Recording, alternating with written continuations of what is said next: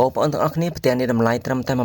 18500 ទេពុកម៉ែបងប្អូនទទួលបានពីបន្ទប់គេងមានបន្ទប់ទឹកមានចង្ក្រានបាយមានទទួលភ្ញៀវមានរៀនហាខាងមុខសំភារៈផ្ដល់ជូនដូចក្នុងវីដេអូនេះទាំងអស់ពុកម៉ែបងប្អូនតាំងពីការលេងជ្រីជ្រុងម៉ូតសសរម៉ូតបាទអំពូលដេគ័រលើដបូលក្រំដបូលជាប់ពីដានគឺខាងខ្ញុំផ្ដល់ជូនបែបនេះទាំងអស់ពុកម៉ែបងប្អូនទីតាំងផ្ទះគំរូនៅខាងក្រុងស្ទឹងសែនខេត្តកំពង់ធំពុកម៉ែបងប្អូននៅក្បែរនេះអាចមកមើលផ្ទះគំរូបានរៀនហាគឺយើងរៀបតែមួយពុកម៉ែបងប្អូនមានកញ្ចក់បត់អិលផងដែរហើយសម្រាប់ពុកម៉ែបងប្អូនផ្ទះនេះគឺទំហំវា6 x 12 ម៉ែត្រទទួលភ្ញៀវគឺធំទូលាយណាពុកម៉ែបងប្អូនបាទហើយសម្រាប់បន្ទប់គេងវិញបងប្អូននេះគឺមាន2បន្ទប់គេងបងប្អូនទំហំប៉ុនគ្នាទំហំបន្ទប់គេងនេះគឺ3 x 4 ម៉ែត្របាទចក្រានបាយ3 x 4 ម៉ែត្របន្ទប់ទឹកគឺ2 x 3 ម៉ែត្របាទធំទូលាយការរៀបចំដូចនៅក្នុងវីដេអូនេះទាំងអស់រូបរាងតួផ្ទះនៅលើ6 x 12បងប្អូនដកក្រែដកសឡុងម៉ាស៊ីនត្រជាក់ម៉ាស៊ីនទឹកក្តៅទឹកត្រជាក់ចឹងក្រៅពីហ្នឹងគឺខាងខ្ញុំផ្ដល់ជូនដូចនៅក្នុងរូបភាពនេះទាំងអស់ផ្ទះនេះកញ្ចក់រ៉ៃស៊ីនមកជុំបងប្អូនការ៉ូបាទការ៉ូចដើនិងការ៉ូហើយសម្រាប់ទ្វារវិញគឺប្រើប្រាស់ទ្វារឈើសម្រាប់ពុកម៉ែបងប្អូនដែលចាប់អារម្មណ៍ពុកម៉ែបងប្អូនដែលចង់សាងសង់ម៉ូតផ្ទះនេះពុកម៉ែបងប្អូនអាចតាក់ទងមកក្រុមការងារយើងខ្ញុំបានអរគុណច្រើន